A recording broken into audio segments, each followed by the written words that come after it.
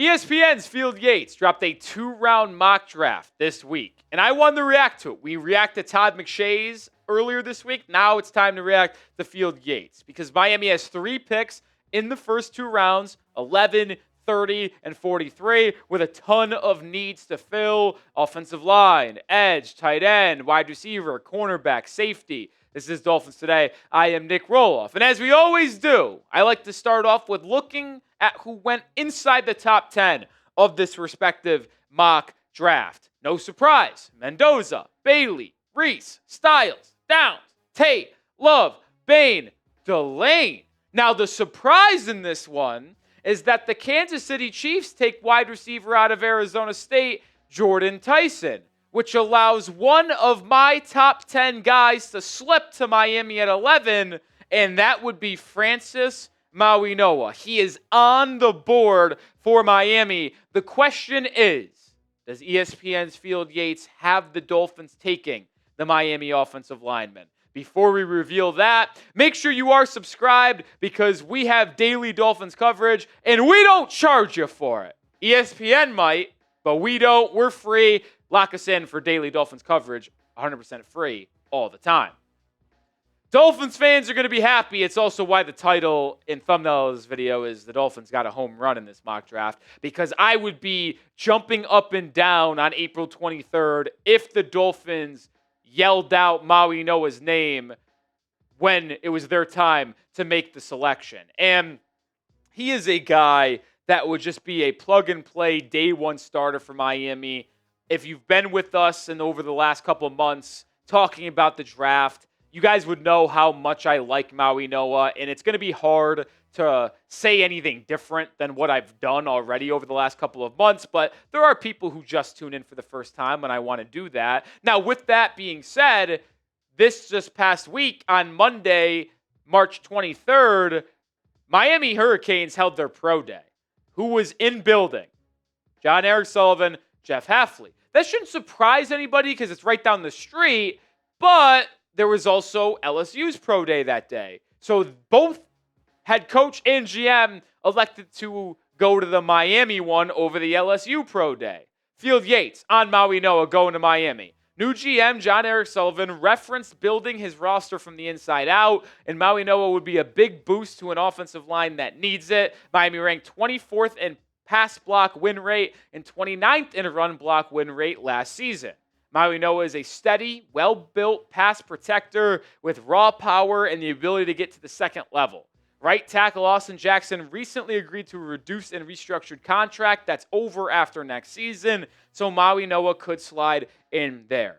And I do pick up what Yates is putting down, because if you did draft Francis Mauigoa, you would not draft him with the intention of him being your starting right tackle this season. What the plan would likely be is start Mauigoa at one of the 2 offensive guard positions, whether it be left guard or right guard, and then move Mauigoa out to right tackle following this season when Austin Jackson's contract is up. And I really do like that plan for Miami because you have him as a plug-and-play starter day one, and then you have the second-year player Jonas Avinaya and the veteran Jamari Salyer compete for the other starting guard spot, and whoever wins that. And I would say Mauigoa at left guard or right guard, Jackson, Paul, Brewer, and then the winner of Salyer and Savinaya, well, that's a pretty good offensive line on paper if they can stay healthy. And that is why I consistently will say Francis Mauigoa slipping to Miami at 11 is my dream. I don't think it's the craziest thing for it to happen if there would be one guy out of the top 10 prospects to slip to Miami at 11. I do think it is Francis because there's only a couple teams that really need an offensive lineman in a bad way inside the top 10. I would label the 2 teams, or I would say 3 teams: Cleveland, Arizona, and the Giants. But the Browns did add a lot of offensive linemen this offseason. Arizona might elect to go defense, and same thing with the Giants. So if Mauigoa doesn't go top 5, there's a good chance he's there at 11 because I don't see the Saints taking offensive linemen. I don't see the Commanders, although they could. I don't see the Chiefs. and I don't see the Bengals. They need defense or a weapon. Who is your dream draft pick for the Miami Dolphins with the 11th overall pick? Told you, mine is Francis Mauigoa at this point because I don't view Caleb Downs or Sonny Styles as very realistic, but who knows? I'm going Mauigoa. So we move over to pick number 30 in this mock draft. Who is on the board for Miami? Some really good prospects.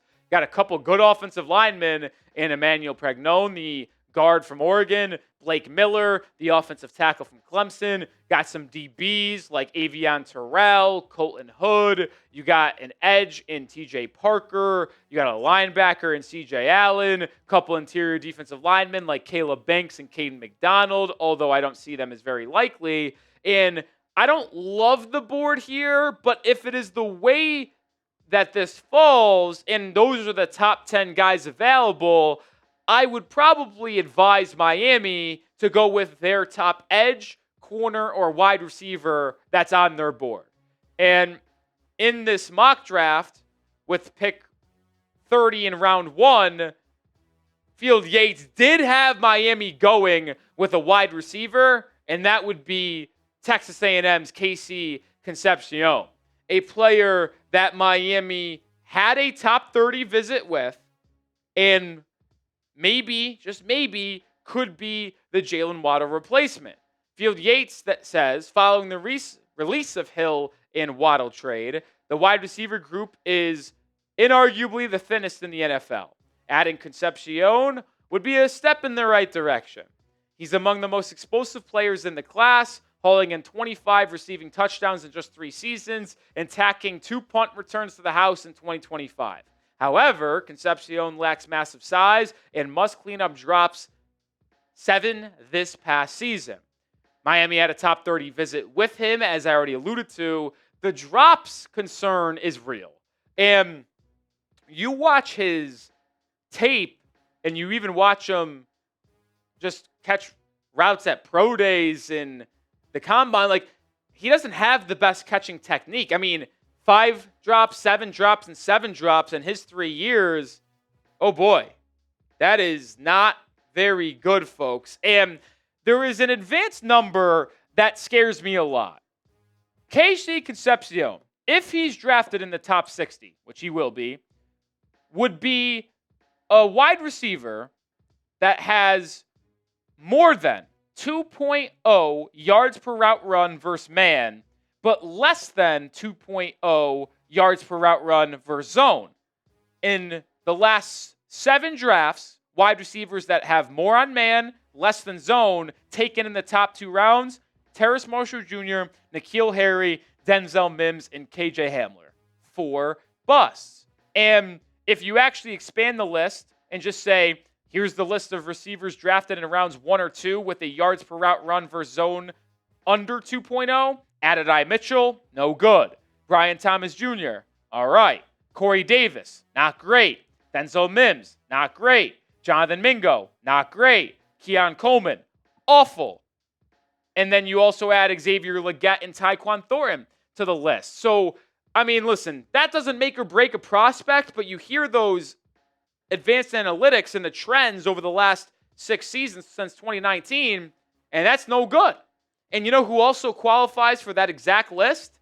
Denzel Boston, who is obviously a late round option for Miami at wide receiver. So I'm a little bit skeptical of Casey Concepcion and Denzel Boston. The tape looks good at times. The production looks good at times. But then there's just something about it. I know it's only one stat. I can't get my whole mind made off of it. But you see the list of wide receivers that fit those kind of constraints that KC and Boston do, and they're all bad besides Brian Thomas Jr. So it does give me a lot of concern. That's why I'm not sold on going wide receiver there. I think I would rather go wide receiver in rounds 2 or rounds 3.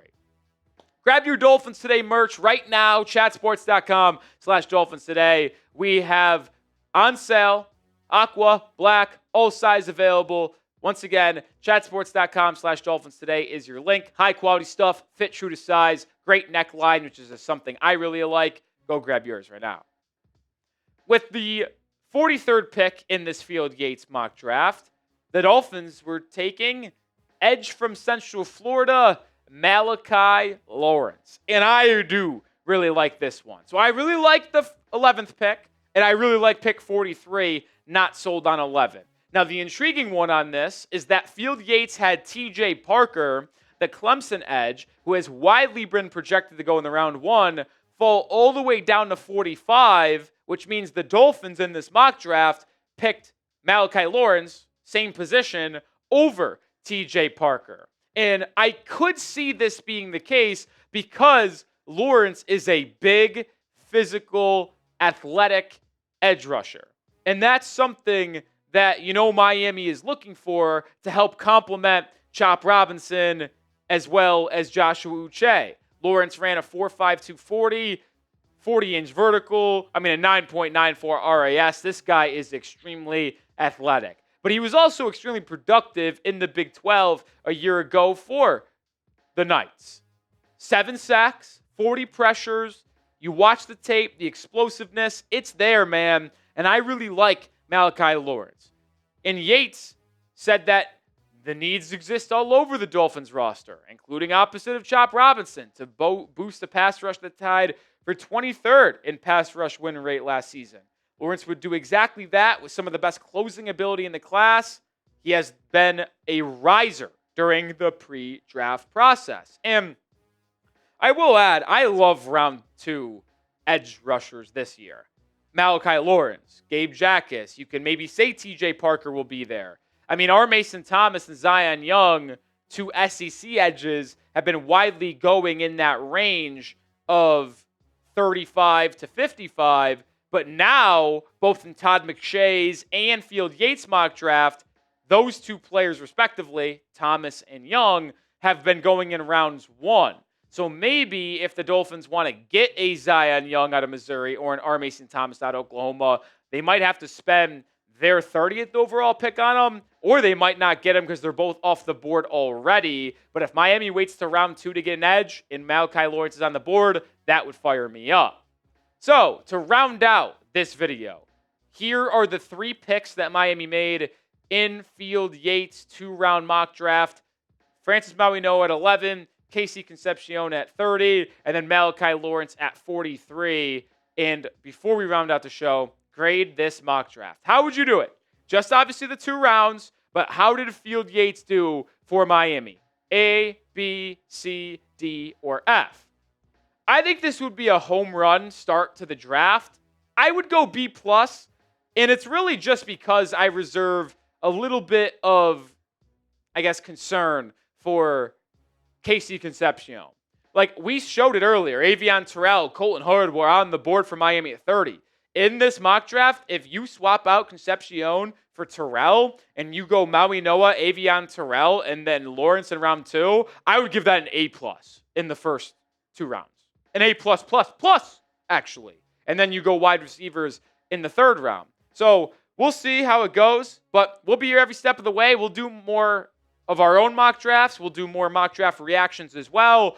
News, rumors, everything you need on the Miami Dolphins. Subscribe, lock us in, because the draft is less than a month away.